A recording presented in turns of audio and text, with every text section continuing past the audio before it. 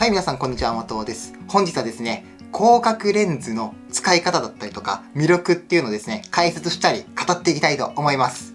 僕のこと知ってる方はですね、お分かりかなと思うんですけども、僕結構広角レンズを使うことが多くて、なおかつですね、甘党さんの広角レンズの写真が好きですっていう言っていただくことがですね、とても多くて、僕自身ですね、広角レンズっていうのはとても好きですし、広角レンズ良さっていうのを広めたいなと思ってます。広角レンズっていうのはですね、扱いは難しいんですけども、うまく使うことで、ダイナミックかつ自分の伝えたいことがダイレクトで伝えられる写真ができるかなというふうに思います。僕自身ですね、風景写真とか、あと建築写真っていうのをですね、よく撮るので、今回ですね、建築写真と風景写真っていうところで、2つを軸に説明していきますけども、この2つ両方とも共通して大事なことというのは、実際広角レンズを使う時に、ただそういった広い範囲のものを捉えるだけではなくて、実際見ている方にその場にいるようなですね、感覚っていうのをさせることができます。で、この臨場感を出すためには、ただじゃあ広く撮るだけではなくて、その写真に深さだったりとか、あとは主題以外のものを入れるとか、そういったところが重要になってきますので、今回はその写真の深さについてですね、その建物の写真の場合と、あと風景写真の場合と、そういったところをですね、説明していければと思います。もうすでにですね、ちらちら広角レンズ撮った写真っていうのをですね、流しているんですけども、で、実際これ僕がですね、使っている広角レンズなんですけども、僕はですね、ソニーの FE1224 の F2.8 の GM レンズを使っております。やっぱり GM レンズなのですっごい写りがいいんですよね。その分かなりお値段はするものにはなるんですけども、僕はもうこれをかなりですね、愛用してまして、ちょっと高いんですけども、おすすめのレンズですね。ではですね、まずは建築写真の広角レンズの取り扱い方っていうところで説明していきます。まず建築写真に関しては大きくですね、3つ使うシチュエーションっていうのはあります。まず1つ目はルックアップ構図。これ僕の動画見てくださってる方は結構ルックアップ構図登場するなって思われるかもしれないんですけども、やはりそれほど使う頻度が高い、シチュエーション構図の組み立て方になります。都市とかそういったビル群にいる時によく使う構図ですね。すごい簡単なやり方としてはもう本当に真上を向けてでビルを映すっていうような形になります。上を見上げて全方位ですね、建物が入るようにする構図っていうのを組み立てると、よりですね、ダイナミックな写真を撮ることができます。でもちろんですね、真上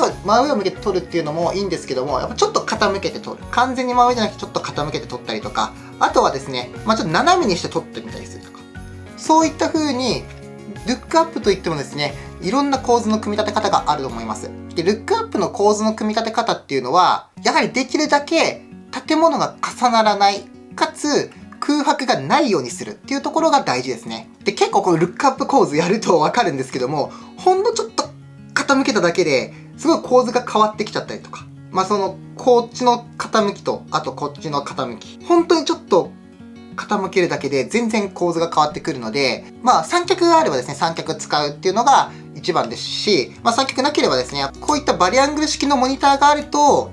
やはりこういう風に見ることができるので、かなりいいかなと思います。ルックアップ構図ですね、やりやすくはあるんですけど、構図の組み立て方っていうのが結構難しいので、そこは何度も挑戦してみてください。同じ場所でも本当にちょっと傾けたりするだけで全然変わってくるので、ぜひそれをですね、体感してほしいですね。続いて2つ目。2つ目はリーディングラインをしっかり入れた構図になります。このリーディングラインっていうのは、例えば橋だったりとか道路っていうのを前景とかに置いて、それが主題に続いたりとか、それを写真の構成内に組み入れるっていう構図になります。このリーディングラインを使った構図っていうのは、先ほどのルックアップ構図と比べてダイナミックさっていう面では欠けるかもしれないんですけども、よりやはり視線を誘導できるので物語性のある写真撮ることができます。これっていうのはやはりしっかりと建物だったりとかその都市っていうのを観察しないと撮れない写真になるので、逆に言えばですね、結構これがうまくビシッと決まると見てる方にですね、結構印象を強く与えられるような写真になるかなと思います。だからそれ道路だったりとか橋だったりとか、線路だったりとか階段だったりとか、そういったのを前景に置けるかとか、じゃあ主題にそれが続くのかとか、そういったのをですねチェックしてみてください。で、続いて3つ目ですね。3つ目は建物内になります。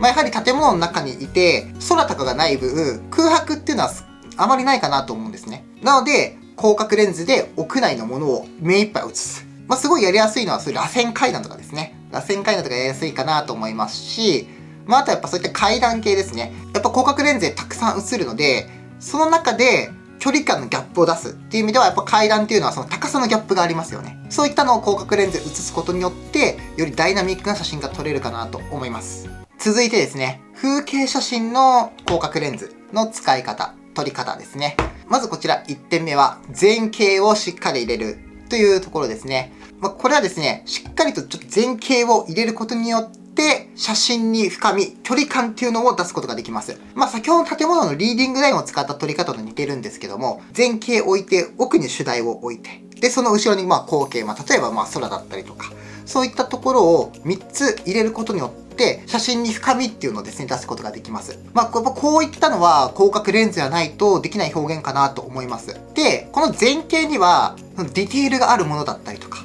触れられそうな質感があるものだったりとか、そういったものを入れることによって、見ている方に写真に対する没入感っていうのをですね、さらに与えることができます。で、続いて2つ目。こちら構図というよりかはシチュエーションになるんですけども、成形写真ですね。天の川の写真になります。ちょうど今、天の川シーズンになってきましたね。天の川の撮り方もですね、以前の動画で説明しているので、ぜひチェックしてみてください。で、やはり天の川っていうのは、すごい、やっぱ広いんですよね。もう、星なのでわーっと広がっているので、やっぱ基本的に広角レンズで撮ることが多いです。で、特に、天の川だけ撮っても、あれなので、天の川プラス、例えば主題を入れる。海だったら岩を入れるとか、山だったら木を入れるとか。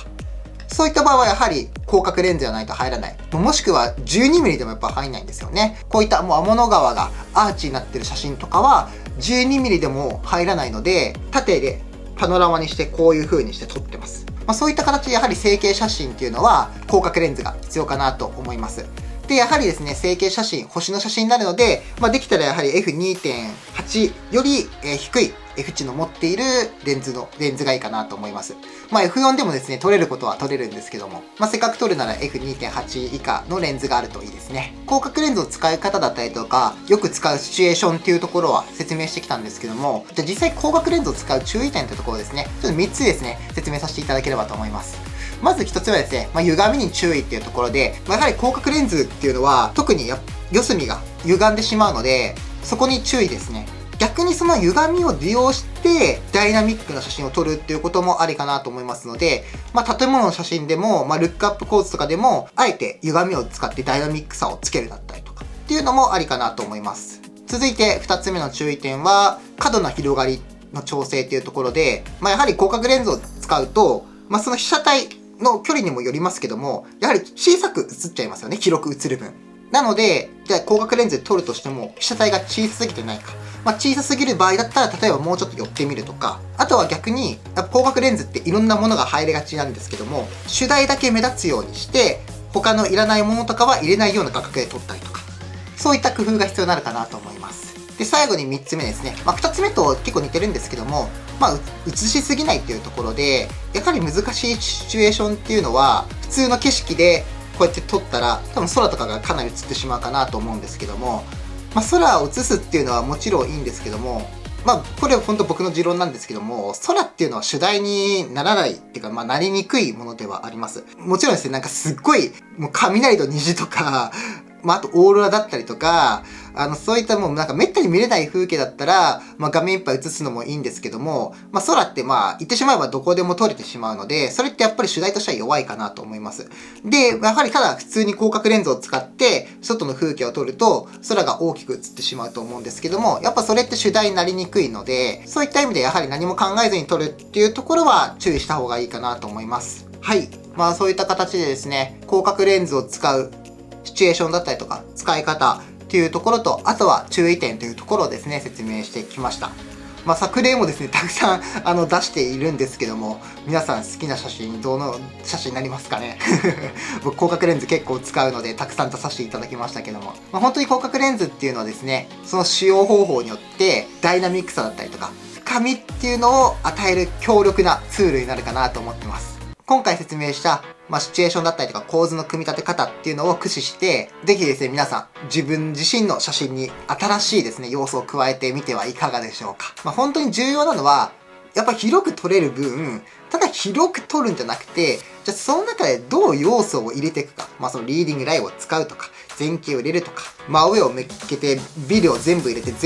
余白がないように全方位にビルを入れるとか、そういった世界観っていうのを作ることによって、見てる方が、おお、これすごいなっていう風に思わせることができるかなと思います。ぜひですね、皆さん、広角レンズ、持ってない方はぜひ買ってみて、持ってる方は、こういう撮り方もあったんだなっていうところで、ぜひ次の撮影とかに実践していただければなと思います。はい、今回の動画は以上になります。少しでも動画参考になったよという方は、ぜひ高評価、あとチャンネル登録、ベルマークを通知よろしくお願いいたします。それではまた次回の動画でお会いしましょう。バイバイ。